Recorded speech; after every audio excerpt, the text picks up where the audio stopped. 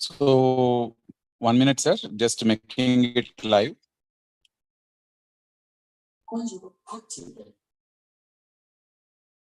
Yeah, welcome all for today's session by Dr. Rajesh Kulkarni sir on credit cards.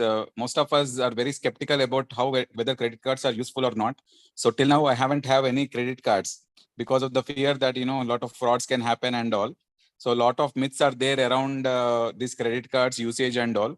So today we are going to have a eminent financial expert, our own pediatrician, Dr. Rajesh Kulkarni sir, to give us a entire description about what about credit cards and all. So it's a very interesting session, sir. Thank you so much for accepting our, on behalf of Pediatric Academy of Telangana State, my humble gratitude to you for conducting a session like this. And Pediatric Academy of Telangana State in the year 2021, under the leadership of Dr. Sunena sir, have started this Friday financial fitness workshops, like 8-week certificate program. So wherein all the aspects of finances were discussed in detail. After that, the same was continuing every month. And now, after 2 years, this year it was converted as a financial intelligence for pediatricians. So by President Dr. Yashwant Rao was graciously accepted to continue the same under that tag. So today we are discussing about credit cards. Over to Rajesh sir. Thank you very much, Pawan Kumar sir and team PATS for inviting me here. I don't know if I'm an expert in credit cards, but I have been using them for nearly 20 years now. And I have used quite a number of credit cards. So that's my first qualification. Really speaking, the world is divided, and pediatricians definitely are divided amongst those who like cards and those who hate cards. So there is very few people who are in between. There are either people who would use it, or there are people who would not use it. So let us see what are the two sides of the coin. And then at the end of the lecture, I hope that you will decide for yourself whether you want to use a card or not. Okay, so this is my introduction. I'm a teacher at Postgraduate Institute, YCM Hospital, Pune. I'm a unit in charge there. I'm a teacher over 15, 18 years of experience. I've worked at BJ Pune and GMC Mumbai. I've been working actively in IAP Pune. I'm a Fogarty scholar and have some research publications. More importantly, I'm a passive investor since 2006 via the mutual fund route. But WealthCon changed my knowledge towards finance and my attitude towards finance. And I'm an active investor since 2020 now, following the courses by Ram sir. I've attended TMP also. So that is regarding the finance. So if we go briefly to the history of credit cards, even before 1950, when Mr. McNamara devised this diner's card, in 1880, as early as that, there was a book written, which was a utopian book. And in that, somebody had described the concept of credit card. The concept was there. And this instance is very interesting. This McNamara, who was a businessman, he had taken a few of his friends to dinner to an American restaurant. And at the end, he realized that he doesn't have money. Fortunately, Mr. McNamara, he knew the owner of the restaurant, who assured him that he could pay the next day. And as he was exiting the restaurant, this guy had a brilliant idea that if the restaurant owner is giving me credit, why don't I have a group of people who get similar credit in establishments that I know? So this was the start of the diner's card in 1950. And later on, in the UK, Barclays Bank introduced a card, and in India, we started using cards as early as 1980. And now you have too many cards. So what is a credit card? So credit card is basically a plastic card which allows the cardholder to pay for goods and services. When I say goods and services, you could buy a laptop with a credit card. You could buy services also. For example, you could go to a salon and get your, makeover done and pay by credit card, isn't it? So services also, restaurant also, for example. And this is based on the cardholder's promise to pay for them. Obviously, everybody cannot get a card, even if you promise to pay for them. So essentially, you have credit cards are classified, just like we do classification for all diseases and all types of entities. We also have a classification of credit cards, isn't it? So you could classify them based on the mode of credit card recovery, based on the status of the credit card, based on where they are valid, based on franchisee or tie-up, and based on who is issuing them. So essentially, if you see the mode of credit card recovery, so there is something called as charge card, which is very similar to a credit card, but is not a credit card. So I'll just explain in brief what is a charge card. Only American Express issues charge card in India, and other companies do not have a charge card, so far as I know. So how is a charge card different from a credit card is that you are allowed to spend up to a particular limit and beyond, provided you pay off the entire money at the due date. So in credit card, you can pay the minimum amount due, and where this is the trap actually. But in a charge card, you cannot do that. You have to pay the entire amount. And also there is no facility for EMI. So you don't have an EMI facility in a charge card really. The advantage of having a charge card is that you can decide your spending. So if you have say a spending limit of say 1.5 lakhs in your credit card, you could get a spending limit of say 6 lakhs on the charge card, 4 times more. But this will be again decided by the bank depending on your score, credit score, isn't it? So that is how it works. And a credit card that we all use. Based on the status of a credit card, it could be either a lifetime free card, which is a very basic card, or it could be a standard regular card. It could be a premium card, or it could be a super premium card. As I go ahead in this talk, I will explain all of these terminologies. You could have a domestic card, which will work only in India and Nepal, or you could have an international card, which would work worldwide in most establishments. But that comes with a cost. So if you are intending to use your card internationally, then you should know that the credit card companies extract a very heavy fees from you, nearly 2-3% they will charge you additionally. So it might not be a good idea to use your international credit card, even if it is valid elsewhere in other countries. So beware of that part. Based on the payment network or who is issuing the card, you could have a Visa card, which is the most common. You could have a MasterCard. On the third number, we have our own RuPay card, which is a game changer in Indian credit card industry. We also have American Express card, which is little less accepted, which is growing, but to a lesser extent. And we also have Diners card. And we can have either an individual card or a corporate card.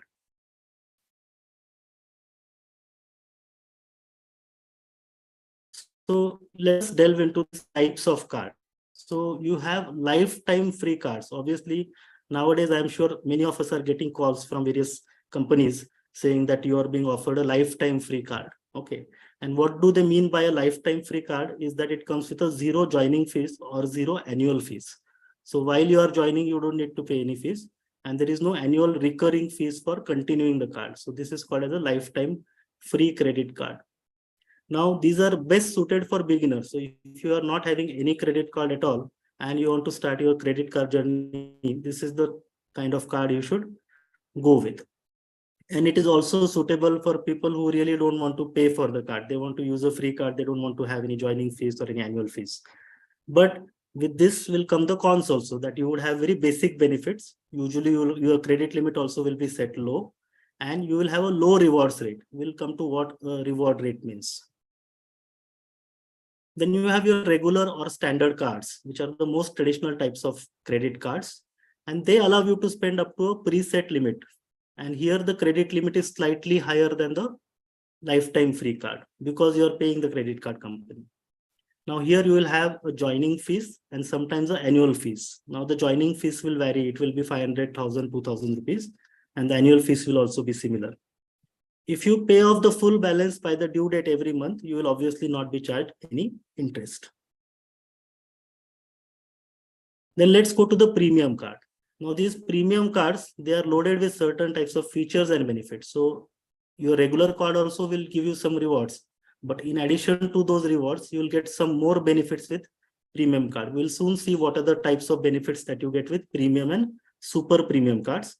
And here the fees and charges will be higher. Obviously, if you're paying a joining and annual fees of 500 rupees for a regular card, it will be the tune of 5,000, 10,000 or 20,000 rupees for a premium card.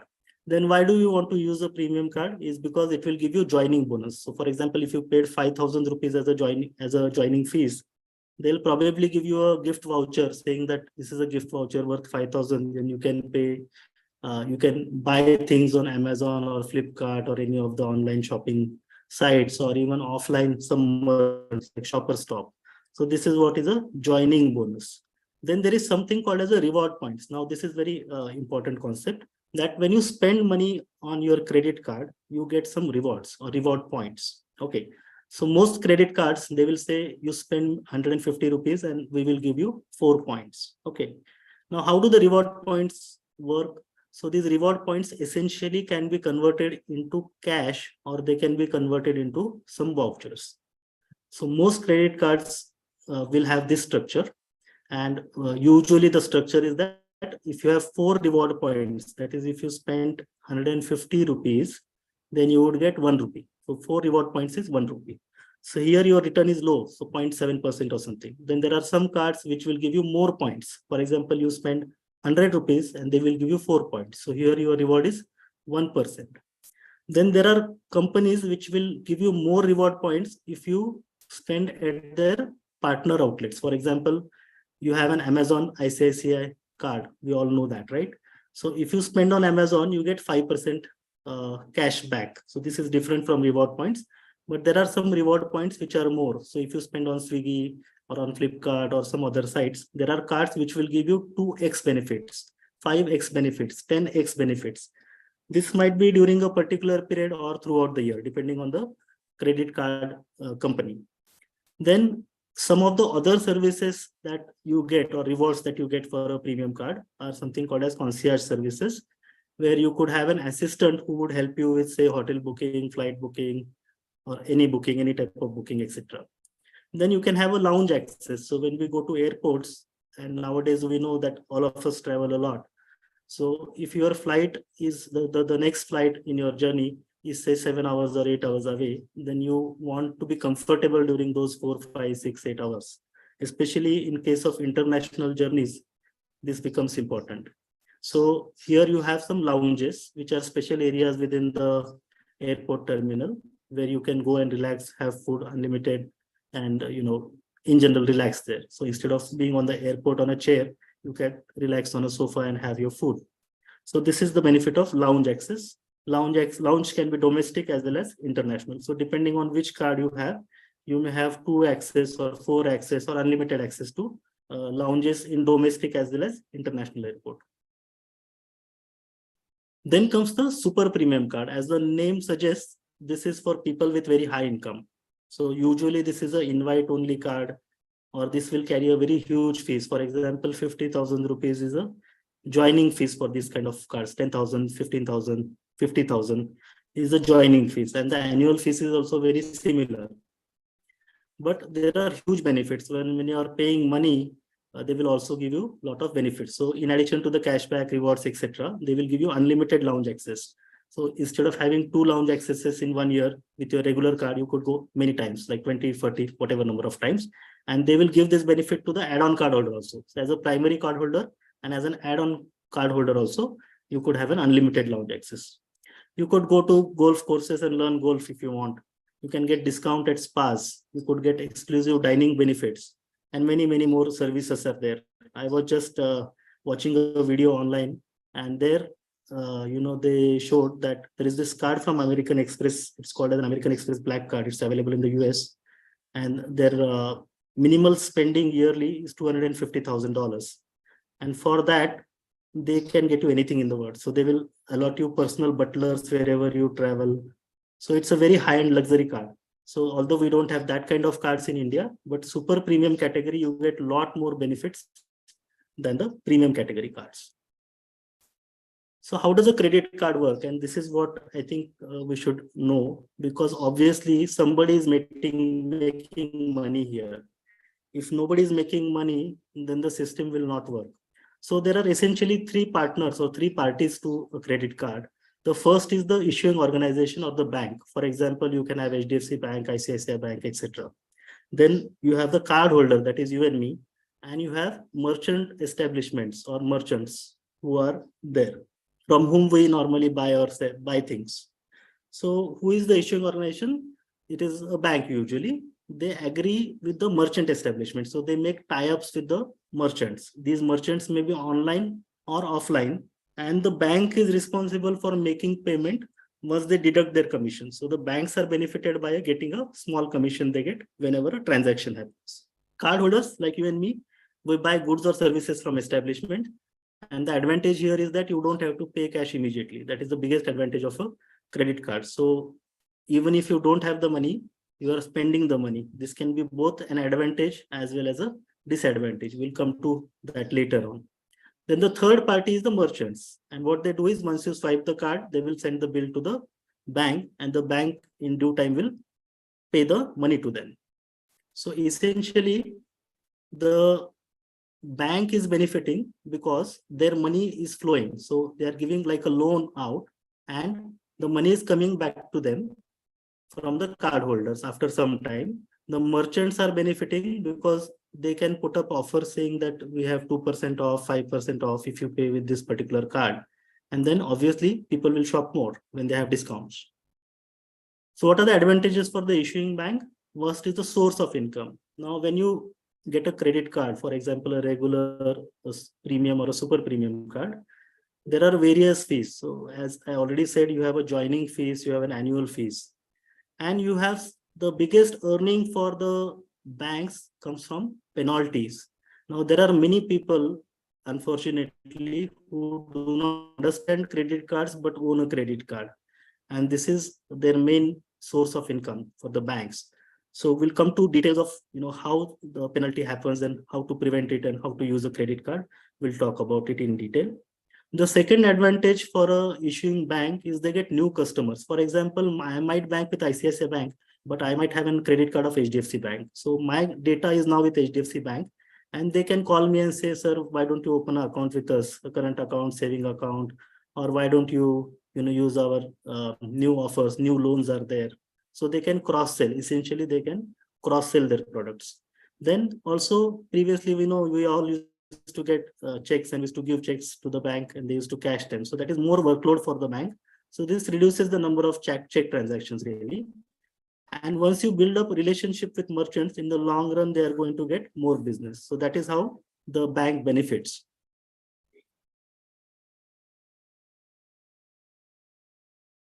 Then what are the advantages for the merchant establishments? So for the people who are selling or for the merchants, the advantage is that their payments are guaranteed. Okay, so there is no question of you getting torn notes, damaged notes, fake notes, counterfeit notes from the customer. Then the banks settle the bills quite quickly, and the entire burden of the credit facility is taken by the bank. So the risk to the merchant is next to no. Then there are some advantages of credit card for customers also. And this is, I think, the major part, because we are not worried about how the bank is benefiting or how the merchant is benefiting. We are looking at how the customer or ourselves we are benefiting. So the first thing is we get an easy access to credit. Now, today, if you go and take a personal loan, the charges will be 18%, 20%, whatever. But here in a credit card, you are getting a credit card offer for, say, free money for say 45 to 50 days, depending on how you time your credit card. So you'll get access to cash without actually having the cash in your account. So this is credit. So it's a kind of loan. We should understand that credit card is essentially a loan that you are getting free for some period. Now, why are you getting the loan? Is because you are credit worthy. The bank will not give the loan to anybody. It will only give loan to people who can repay the loan. So you get easy access to credit. The second and very important thing is something called as building a line of credit. And what is building a line of credit mean? We all know about CIBIL. So CIBIL is an organization that keeps track of our finances, isn't it? So they know who is credit worthy, whom to give loan and whom not to give loan. So essentially, if you walk into a bank today, and ask for a loan, the most important thing that they will see is what is your CIBIL score. Okay, when you start using credit card and you repay every time on or before the due date, you are building a credit history. The same thing you can do by taking a housing loan also. So if you take a housing loan and every EMI that you own, you are giving on time, then there is no problem. Obviously, your CIBIL score is there. But here you are getting free money, isn't it? Whereas in a housing loan, you are paying interest, 7%, 8%, whatever amount of interest you have to pay. Here you are getting that money for free for 40 to 50 days. And if you're responsible, if you're financially intelligent, then you don't have to worry. The third advantage is something called as EMI facility. Although personally, I have never used an EMI facility. So if you buy, suppose, an expensive iPhone or a laptop that is worth few lakhs, and then you don't have the money in your account, but you want to own that laptop or you want to give that laptop, which you should never do.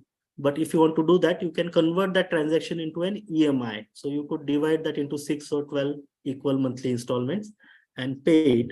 And most of the banks are giving now 0% EMI facility. Although there are some processing fees. Always when you get something for free, there are terms and conditions that apply, and there would be some hidden costs. So you should be beware of those hidden costs. So read the fine print very carefully. Then we have incentives and offers and discounts, which I'll discuss in the next slide. You have a flexible credit, an interest-free loan up to 50 days after you buy something or after you borrow that money.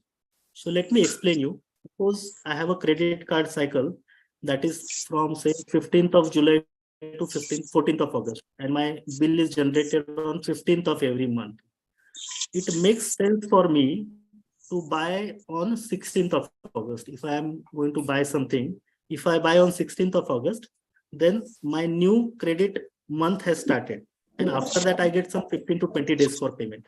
So essentially, I'm getting a 50 days period when I'm able to save that money in my savings account, or I might decide to go and open a short-term FD, or I might put that money in my debt fund. I'm still earning a small interest on that amount. So this is the advantage of having a credit card. So if you have 2-3 cards, you could adjust your credit cycles in such a way that there is no overlap, that you are able to enjoy more credit limits. The next one is purchase protection. Now, all of us must have been in situations where we bought something and the merchant duped you. We are not happy with the purchase. And suppose you have paid using your debit card, then escalating the issue to the seller and getting a refund becomes a big problem. In case of credit cards, it is much easier. So one call to the credit card company and they can block the payment due to the merchant. So this is a very big advantage of a credit card.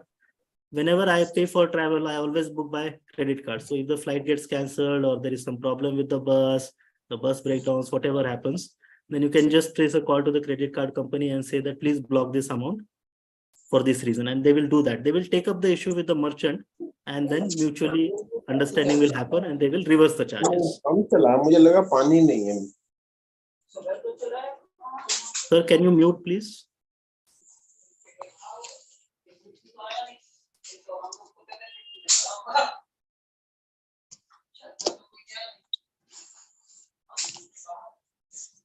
Pawan Kumar sir, can we mute everybody else, please? Yeah.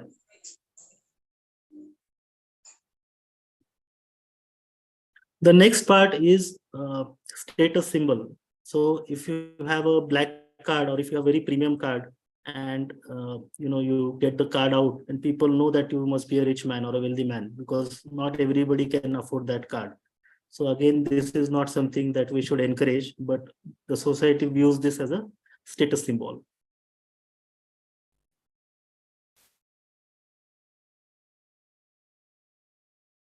So now this is probably the slide everybody is interested in. So I explained about reward points. It varies from card to card and it varies when you use the card also. There are credit cards who will give you more reward points if you shop on weekends. There are credit cards who would give you more points if you use them in particular sales periods. There are credit cards which will give you more reward points if you use it on your birthday. So these are all sales gimmicks. We should be aware of that. At the same point, we should make use of it for essential purchases. And if you use it for essential purchases and you get reward points, nothing like it. Then you'll get some discount coupons. I already said when you are joining, you may get discount coupons. Later on, if you use your card to a limit, you might get some discount coupons. So these are additional benefits. Important is insurance coverage. For example, most credit cards, or certainly the premium and super premium credit cards, they will have already got inbuilt insurance. Suppose you lose your bag on the airport, or if you get a delayed bag, then that is covered. If your credit card is stolen, there is zero liability the moment you report the credit card as stolen. So that is very important.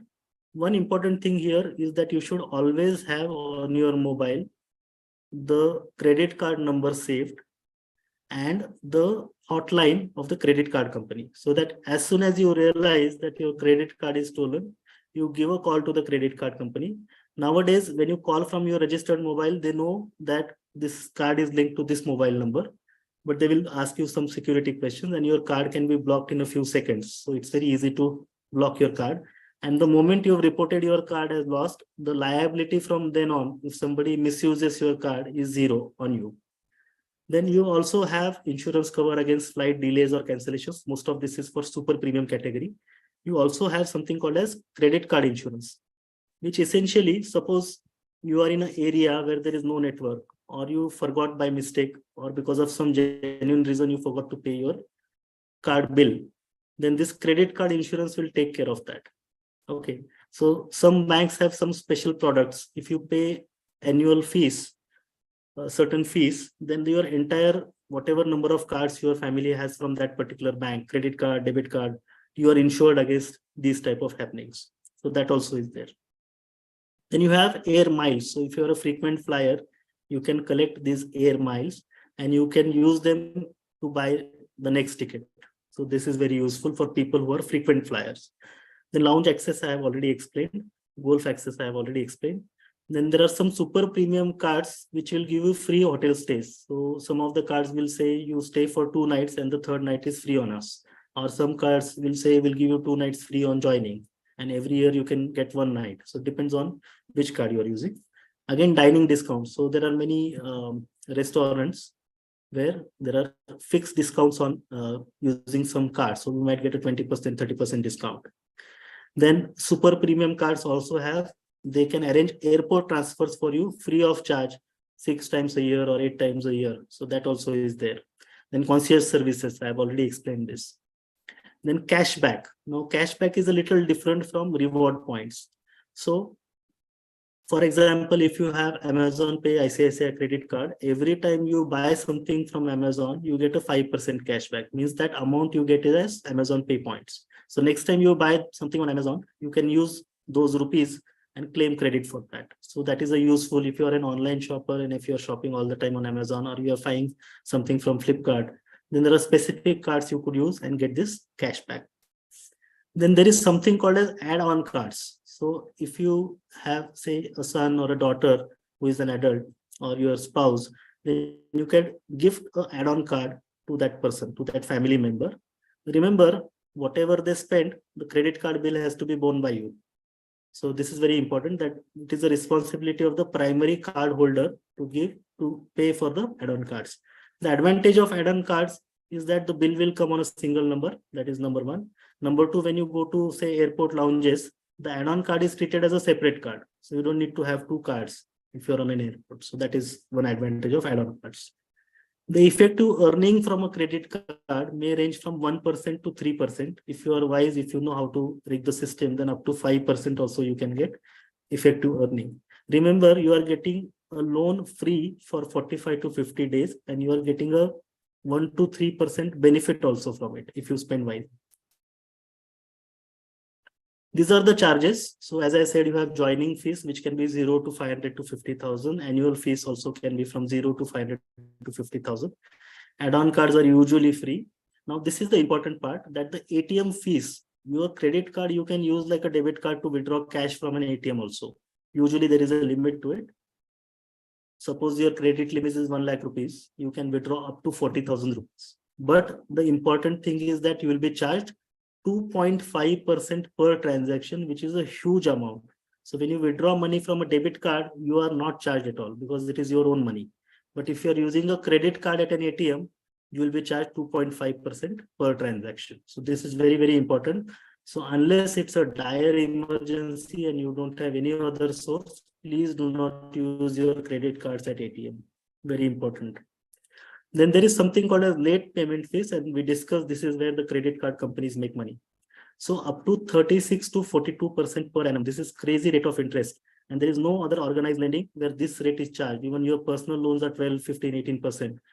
This is almost twice or thrice of that loan. So credit cards can be a wealth destroyer if you are not careful. And I think most of the doctors who are not using credit cards, they know that the credit card interest is very high if you miss on payments. So we'll come to how to deal with this also.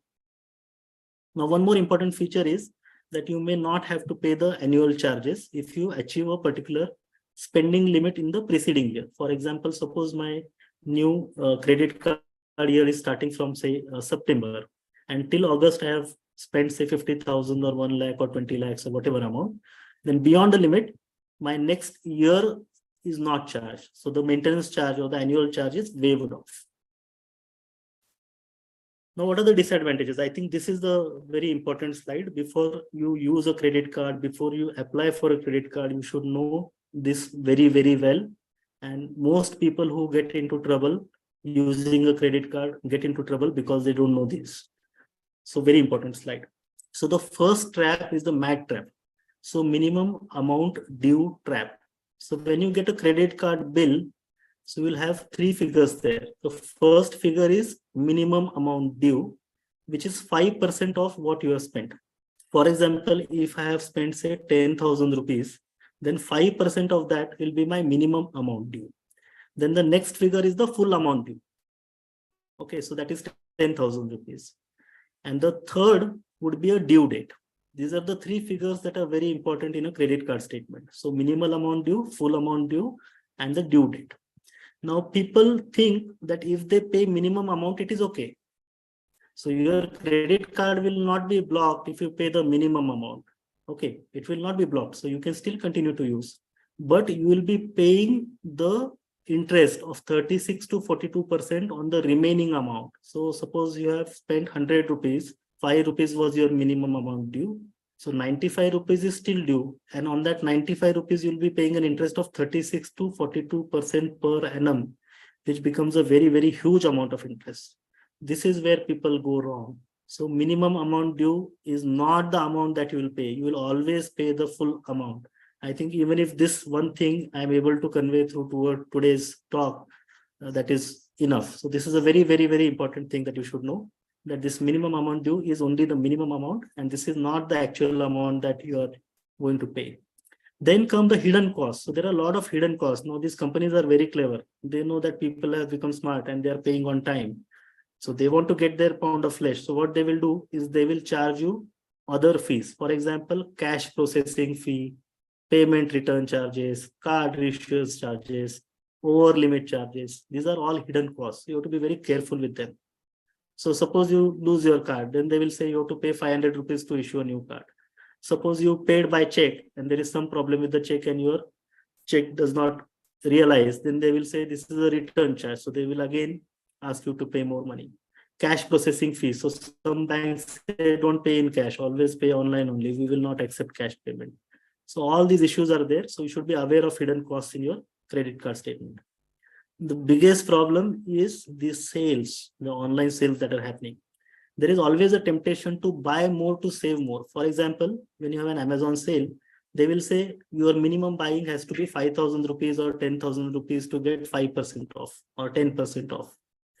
Does it make sense? I was originally planning to spend only 2,000 or 3,000 rupees.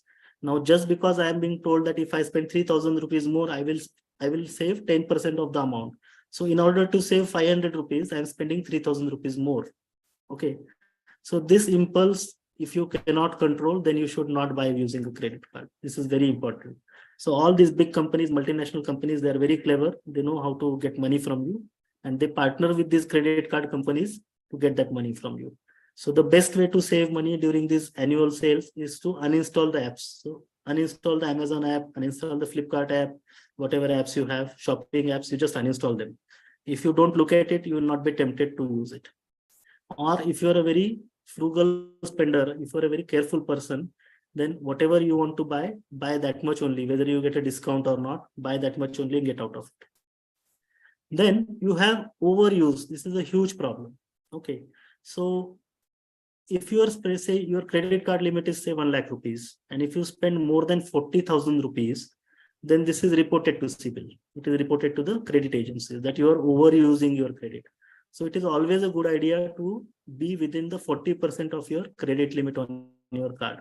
Okay, this is important. So never overuse the card. Very important. That is why some people use 2 or 3 or 4 cards, because if their spending is huge and they don't have that much credit limit on that particular card, they can spend on another card. Okay, so this is how you can overcome this.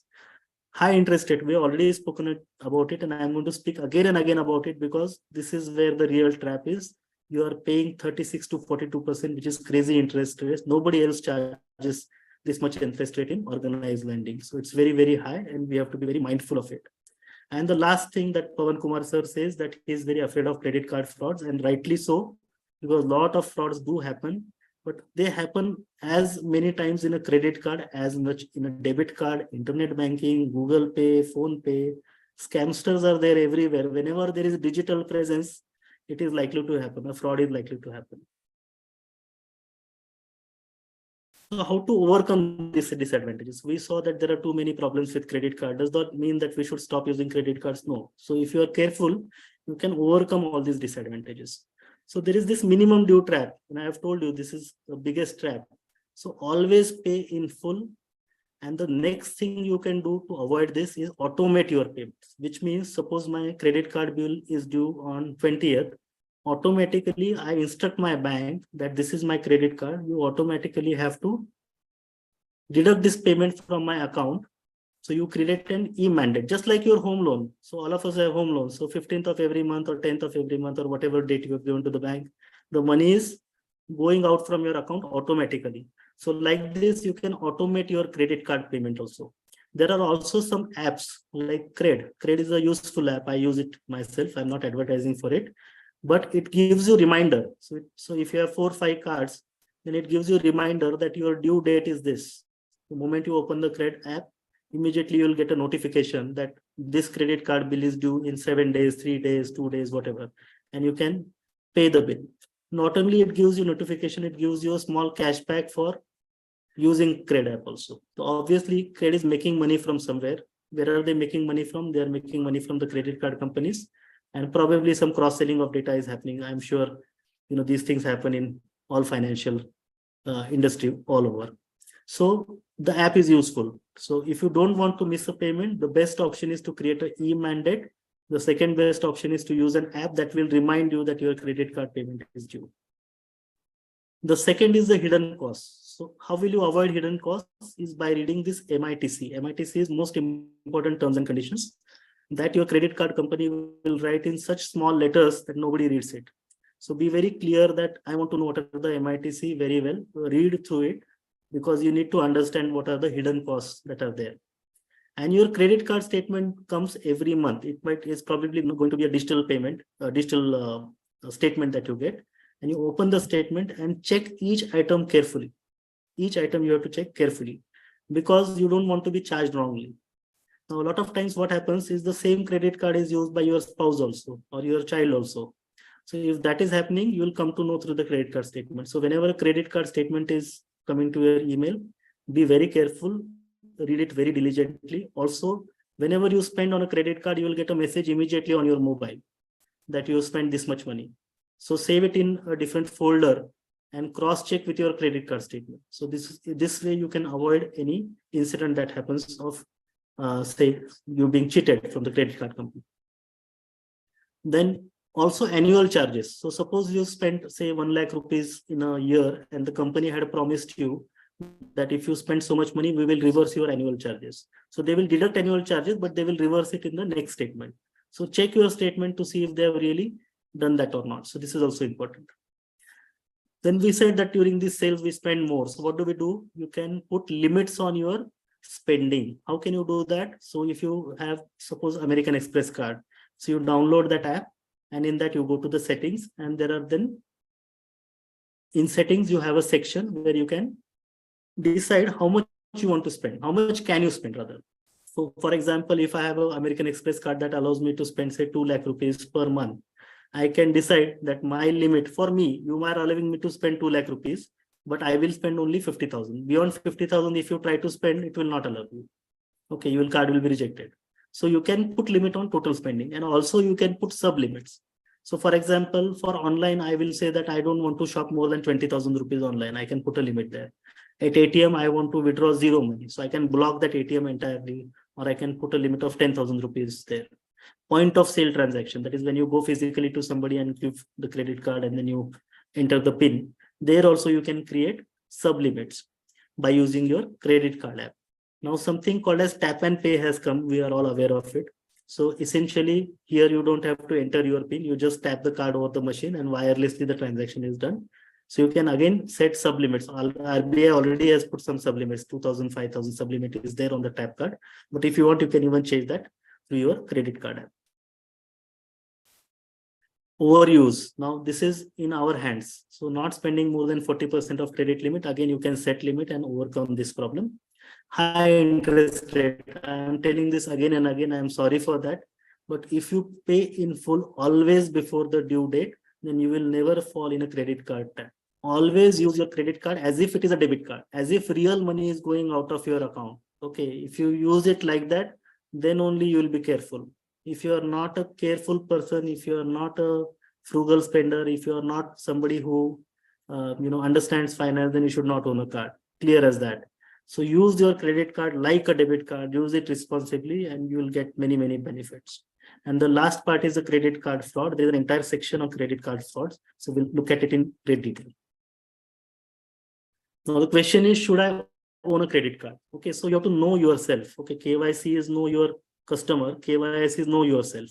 Okay, so what do you want to know about yourself? How much is your income? Is it a regular income or an irregular income? Okay, how do I spend? Do I spend more on online shopping, on dining, on traveling, on hotel stays?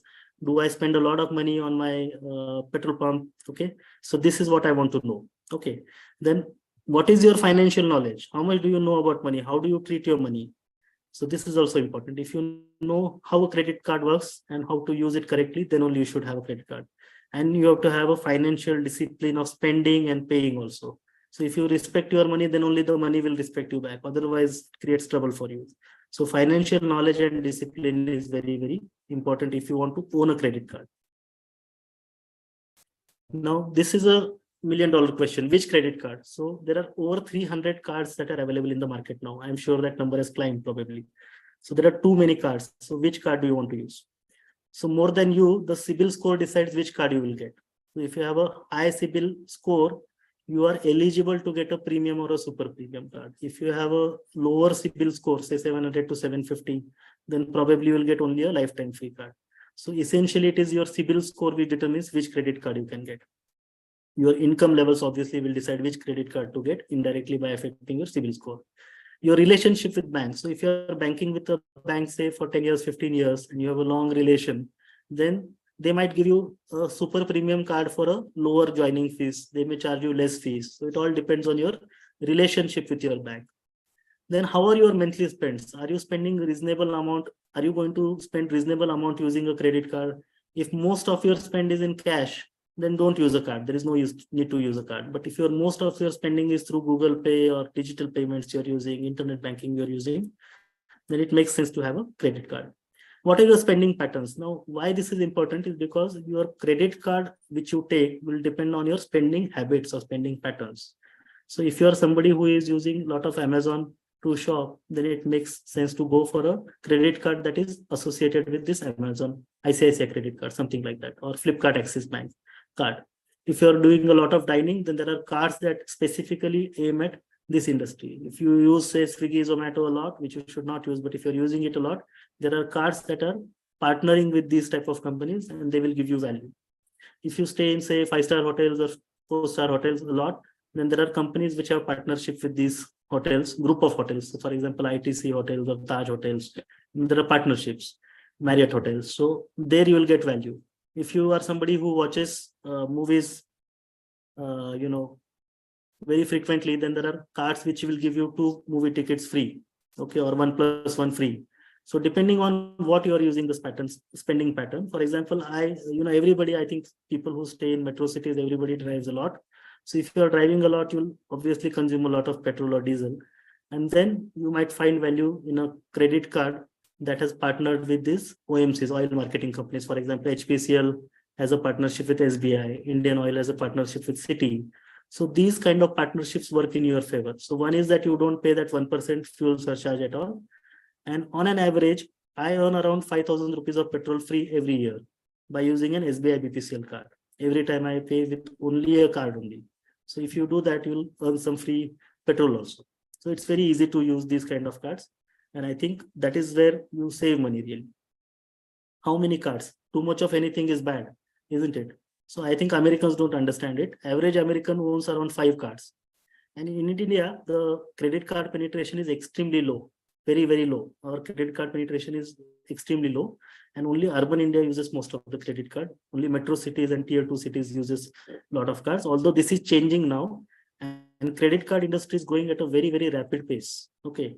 So if I want to connect this to the stock market, then you could look at listed companies which issue credit cards. Okay. And you can look at it like that. For example, we know that HDFC Bank was banned by RBI from issuing new credit cards. So the share did not do well because a significant amount of HDFC's earning will also come from a credit card division. So if you don't get new customers, you would not make money. SBI cards is listed. Okay, so you can invest your money. So this is also the benefit of knowing about credit cards indirectly. So generally, the credit card industry in India is growing very rapidly. And we had some discussion on the faculty group about this.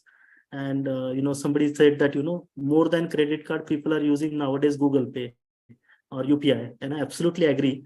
But if you see the average amount spent on Google Pay, it is much lower per transaction, is much lower than what people pay when they have a credit card. And this is only going to get more with time.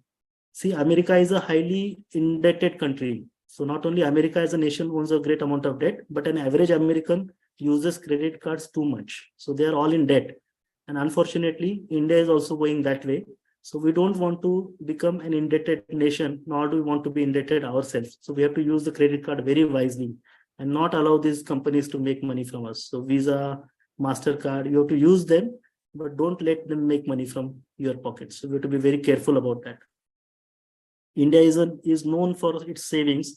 And I think gradually we are shifting to this spending pattern. We are becoming consumerist. We all want more things. So we have to have a control over this, and that earn, save, spend has to be encouraged rather than earn, spend, and save if anything remains. So that is very important. So sorry, I'm going off the topic a little bit, but this is important. So I think generally 2 or 3 cards is more than enough for one person, so that they can manage them easily. You don't forget the credit card payments on time. Everything happens smoothly. If you have too many cards, you will get confused which card is due. I don't know which one is due. So again, confusion happens. So generally 2 to 3 cards is good enough. So again, online portals that are available, which can help you to compare and choose. So for example, I've given 2-3 examples here. So there is a website called select.phenology.in, which has a very good interface. And if you enter, say, your salary and how long you are working and your age and your monthly income and your spending patterns, they will suggest some cards for you. The same features are available in other websites also, like cardsinsider.com, Bank Bazaar, Paisa Bazaar. The problem with this most websites is that you have to share your mobile number. And as soon as you share your mobile number, you will start getting calls from all kinds of credit card companies. So that, unfortunately, that is there.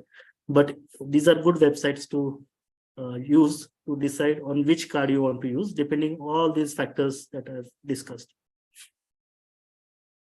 Now, next, I had a request from one of the faculty members to share a few credit cards that are super premium or premium category, so that you can benefit. So these are the credit cards. I'm not going to go into great details of each of these credit cards, but you could easily see that there are some costs associated with joining and annual fees, and these will be waived off if you pay a particular amount. Okay, you have lounges, you have Marriott memberships, fuel surcharge waiver, you get reward points on traveling, etc. And other rewards also are there. Medical cover is there. These things are there.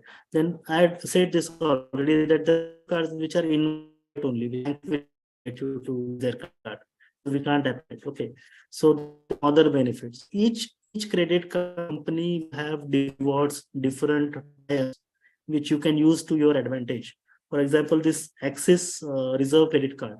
So here, the joining fees is 50,000 rupees, and you have to spend minimum 25 lakh rupees if you don't want to pay next year 50,000 rupees. Okay, but you get lots of facilities like lounge access and chauffeured luxury airport drops, and lot of luxury offers are there. One more thing that we should always remember is, if somebody is giving you the same facilities in 10,000 rupees as 50,000 rupees, then there are always some terms and conditions associated. Okay, so read those terms and conditions very well, and these can be revised. So sometimes, people think that this will happen forever.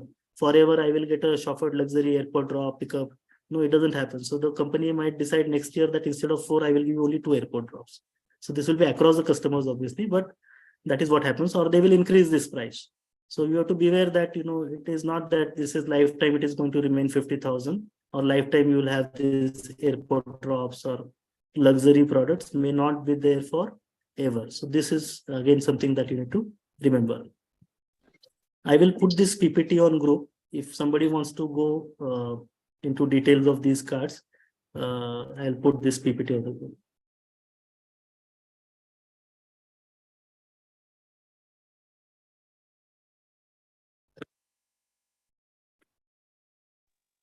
Okay, so this is the next slide where there are more credit cards that are there.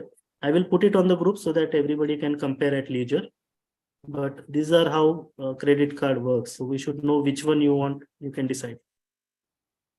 Now there are some recent trends I want to discuss. Now, as I said, there are more number of credit cards. After COVID, the world has gone digital and India has also gone digital. So now 300 types of cards are available, more than that. There is a concept called as virtual credit card, which has recently come up. And what is a virtual credit card? You don't get a physical card at all. So it is all electronic. So you will get an electronic card. It will just look like your real credit card. They will give you a PIN separately. You will have your 16-digit card number, your expiry, your CVV, everything will be there, but it will be all virtual. Now, one advantage of this virtual credit card is that it is not possible to physically, steal it. So it's all virtual, isn't it? The disadvantage is that, one more advantage is that, suppose you are banking with, say, Amazon or somewhere, then for that particular payment, a new number is generated. Okay, if somebody tries to copy that number and then shop somewhere else, they will not be successful. So the number also can change. So that facility is there of changing your credit card virtually. Okay, so that facility is also there. So this is something that is a new product in Indian market, but many people are starting to use this virtual credit cards. Their validity is usually short. They will say 6 months validity, 1 year validity, etc. But these virtual credit cards are now gaining popularity.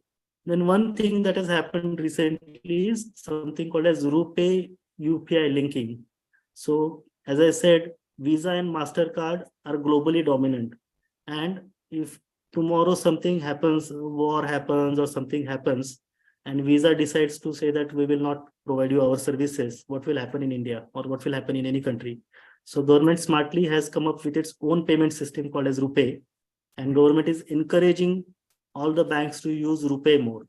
And one of the steps that the government has taken is they are linking it to UPI. All of us use Google Pay, Phone Pay, Paytm, whatever apps for UPI payments.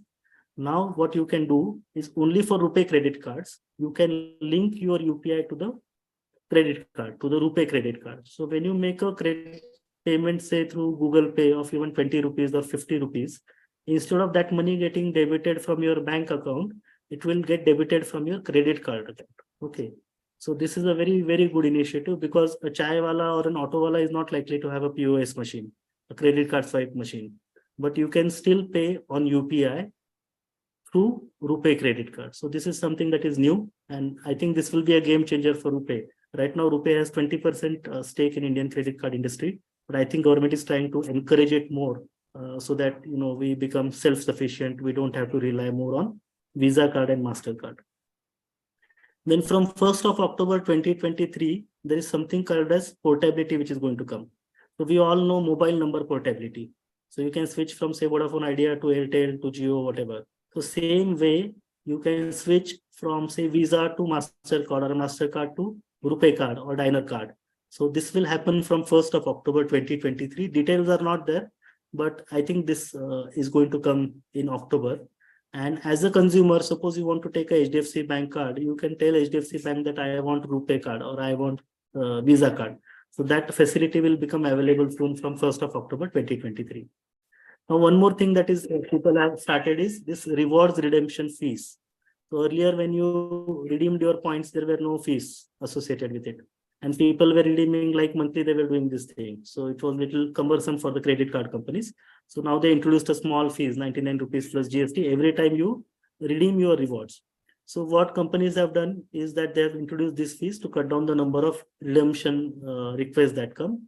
So now it makes sense to redeem your points, say, once you have accumulated a significant amount of points, then only you redeem it. So maybe 6 monthly or yearly, if somebody is spending a lot, and then 3 monthly maybe. Okay, so this is to be kept in mind. Then credit cards for those with no credit history. For example, somebody is a student, somebody is a housewife, then should they not have a credit card, they also can get a credit card against FD.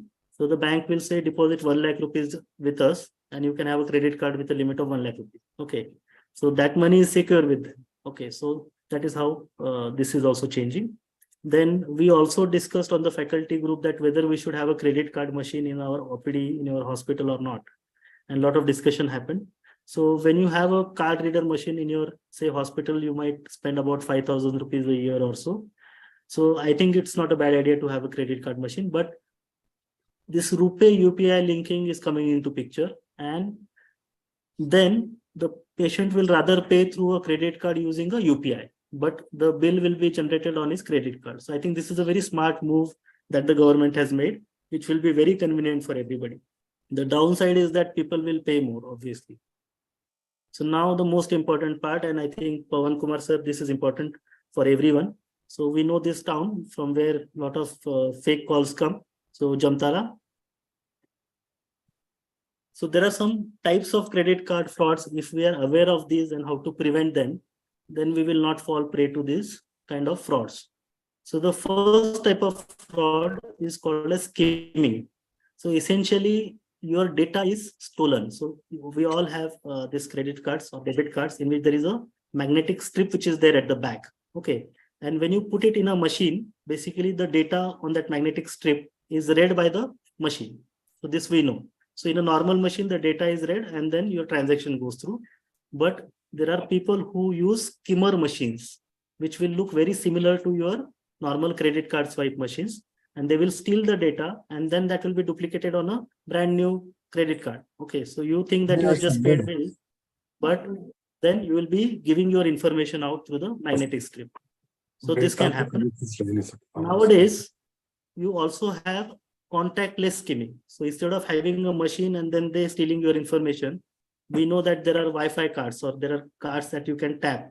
So people are able to get your money deducted from your credit card. So you have a wallet in which you have a card and you have, say, a limit of 2,000 rupees.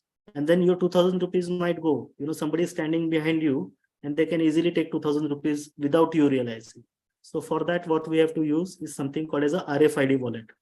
So this wallet will basically block these radio frequency waves, and then this will prevent this kind of a scam. Nowadays, most cards are coming as chip-based cards. So chip and pin cards are there. So they're more secure and they prevent this kind of a skimming fraud.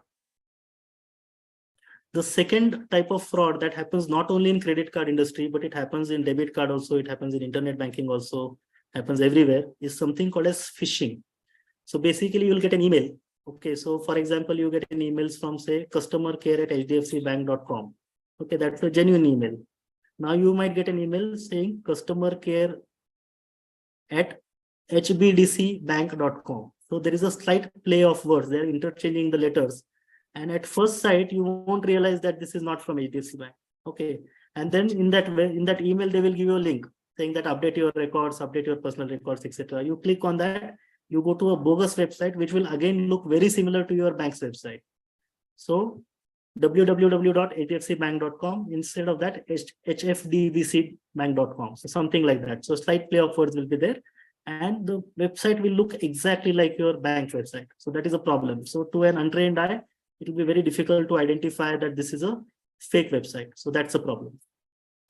Now, most people fall this scam because the URL looks very legitimate. Okay, it looks very much like this.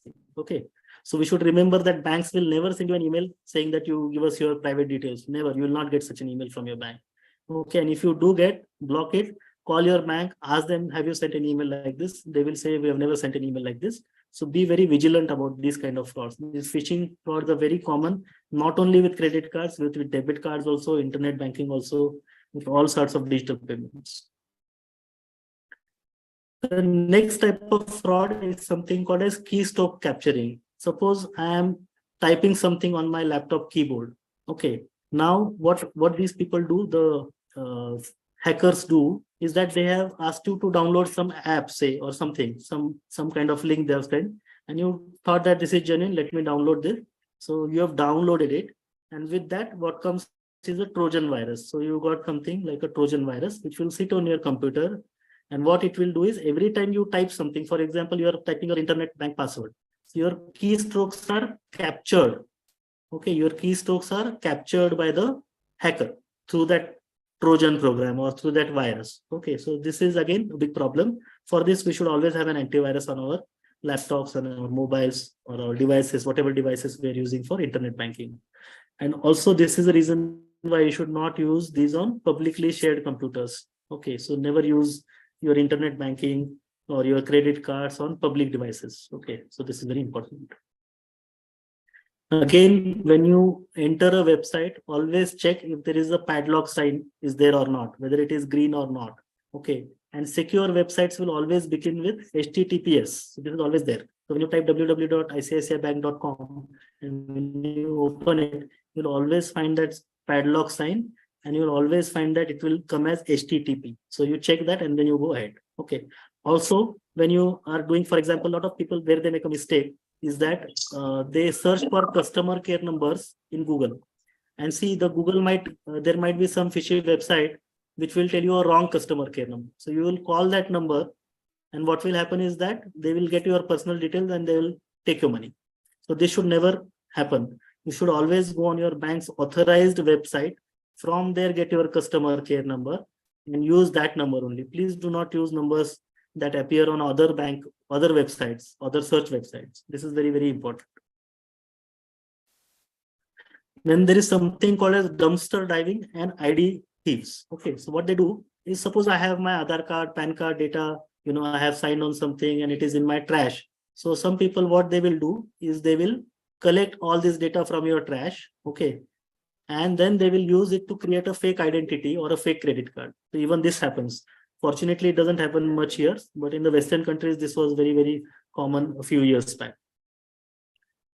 The most dangerous of the frauds is something called as SIM swap. Now remember that your bank is a mobile and all your financial information is there. So you have your Google Pay there, your HDFC Bank app is there, your Kite is there. So most of your information is there on your mobile, and your mobile, if you lose your mobile number to a fraud, then you will lose all your money. So this is very important that you have to take care of your mobile number. Okay. Now the modus operandi is SIM swap. So what they will do is they will pretend that they're calling for some update or some freebie, they will say. Okay, for example, recently a lot of customers went from 4G to 5G. So they will call you and say that I'm calling from, say, Airtel, and you are still using a 4G SIM, and we want to upgrade you to 5G. And can you please, you'll receive an OTP, and please tell me the OTP and I'll upgrade your card. Okay. As soon as you share the OTP, then what they will use that OTP to call the Airtel office, the genuine Airtel office, and they'll say that I am requesting to deactivate my mobile. And then they'll say, what is the OTP? This is the OTP. As soon as you hand over the OPD, your mobile is dead. You will stop receiving signals. Okay. And this usually is done at night because nobody checks their mobile in the night. So by the time next day you've woken up and you've seen your mobile, your account is gone because you will not have access to your number. You will not have access to your mobile number. And if you call Airtel, they will say first you have to prove that you are you. Okay.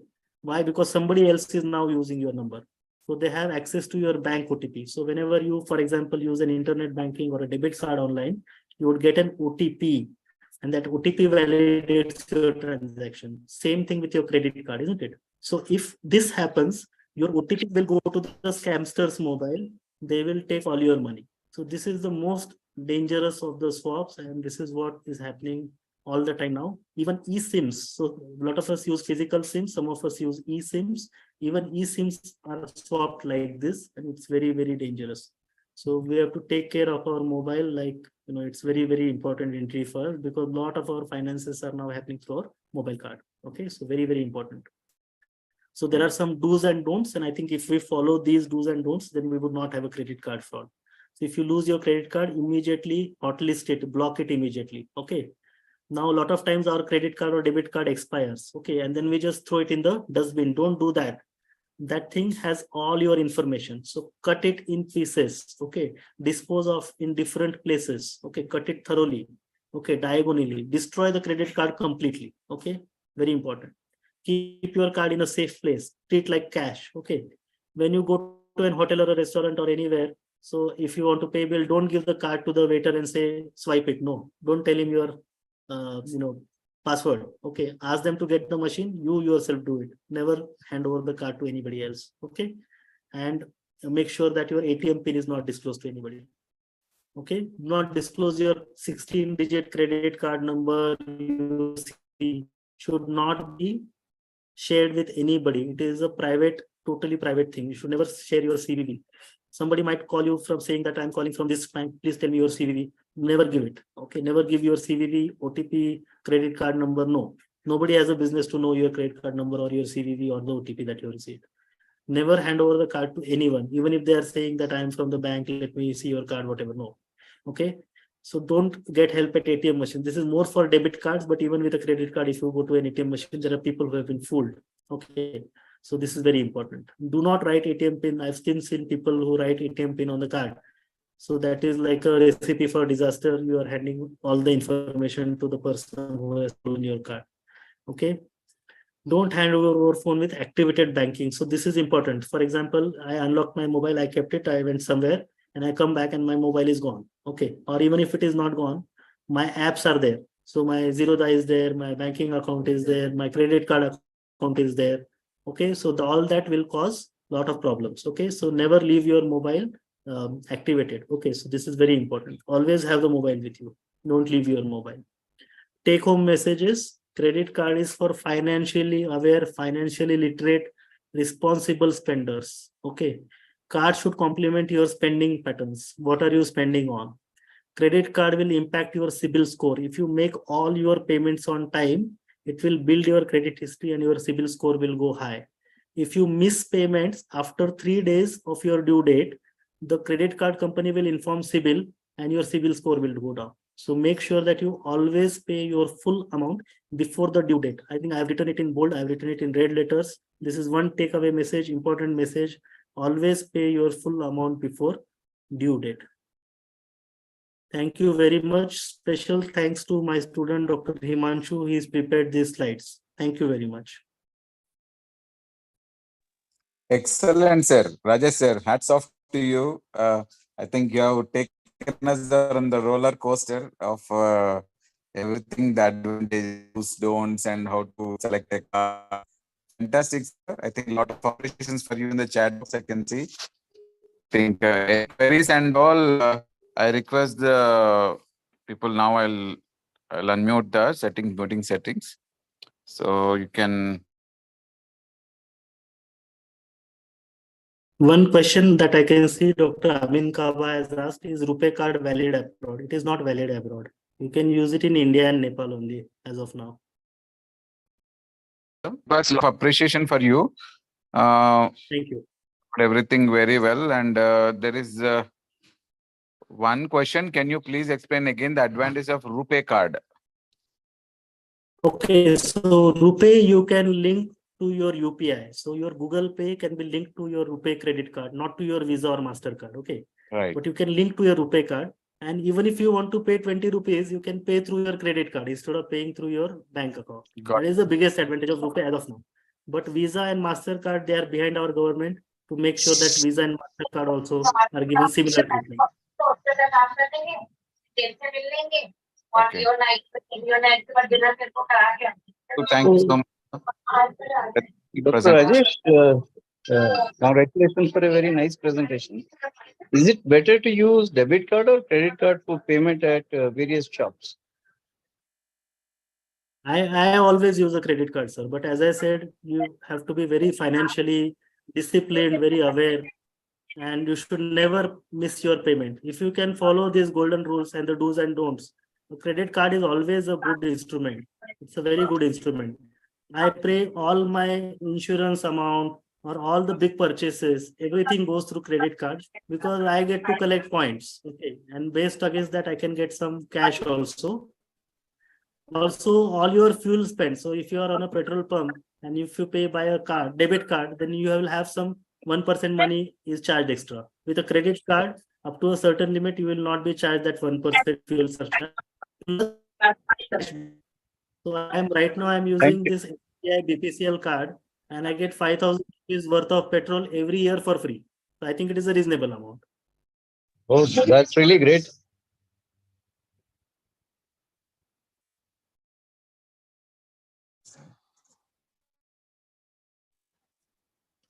Any more questions, sir?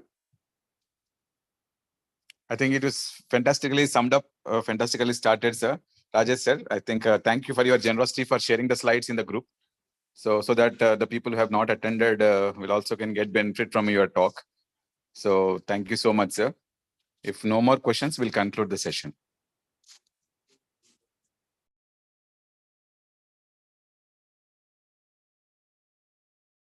So there is a So you question like, need is it. there an extra charge for using the RuPay credit card in UPI?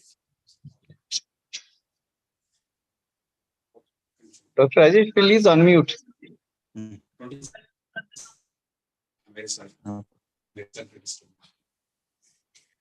Hello? Please unmute, Dr. Rajesh. Yeah. I got the question. So there are no extra charges. There are absolutely no extra charges for using your RuPay card through your UPI. There are some limitations. A merchant who is having a turnover of less than 50,000 rupees, then it will not work there. But I think even a chai wala now earns more than 50,000 through UPI. So most of the places you should be able to use your RuPay card through UPI. Sir, I have a question. Dr. Rajesh, can you hear me? Yeah, I can hear you, sir. It was such a nice session. I'm Dr. Puneet from Delhi. Thank you. Yes, I sir. wanted to know this, that while redeeming the points, is it prudent to go for in cash or for vouchers? Sir, it depends. So sometimes it depends on your requirement also. For example, if you want to book a hotel and you are getting more value from the points, you would go for that. I usually go for cashback. So I ask them to adjust it against my credit card statement out due. So generally I get cash rewards more. But there are people who want to use those for rewards also, for online spending, hotel booking, flight booking. So it depends on the person. By and large, if you are somebody who travels a lot, then you want to use those as air miles. You can convert it to air miles. Okay. If you are somebody who stays in hotels, then you could use that against a hotel stay by converting into say Marriott points or ITC points or whatever. So it depends on how much value you get by converting. So you have to do these calculations, whether the cashback is better, the adjustment against the statement credit is better, or the points used as a hotel point or a this thing air miles is better. So that calculation is individual. Okay. So as of now, one should have at least two cards, one RuPay and one Visa. If one is traveling, Yes. I would say that, because when you have a Visa card and suppose you are at an international place and suppose you don't have the Forex card, it has happened with me that, the Forex card did not work. Okay. And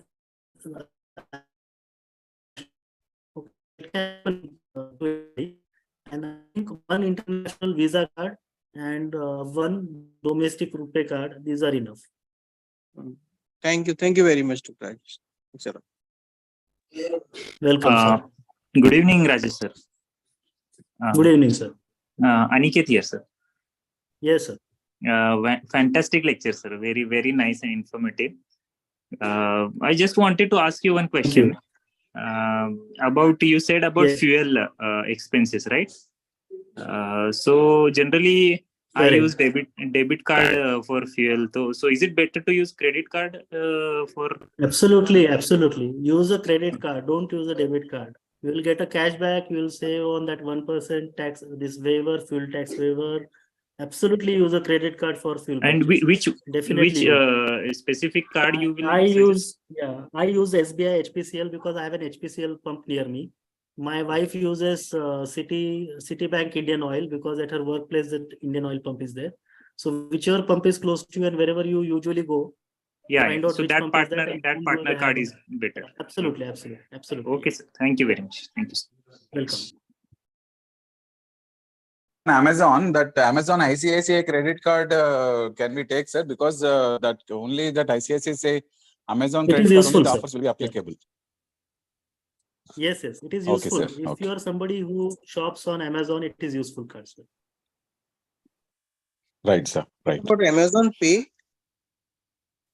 Amazon Pay ICICI card. It is called as Amazon Pay ICICI. okay. Okay. And one more question, sir. Yeah. If the bank offers to upgrade your card, credit card, so should we go for that, or what is your take on that? Again, it depends on your requirement. So I get n number of calls saying that we want to enhance your credit limit, okay, or we want to upgrade your card. And I say, thank you very much. I don't want it right now. So if you are going to spend more, for example, say I have a credit limit of say 2 lakhs and my monthly spend never crosses 50,000 on that card, then what is the use of increasing my credit limit from 2 lakh to 4 lakh? There is no use, isn't it? So I don't do it. So it depends on you. If you are somebody who is going to spend more on that particular card, or you are going to upgrade your card and get some benefits, and the charges are going to remain the same, then by all means we can upgrade. But if there is no extra benefit, then I wouldn't upgrade. Because unnecessarily, again, what will happen is your existing card will get blocked. Okay, then they will send you a new card. So it's a hassle for me. So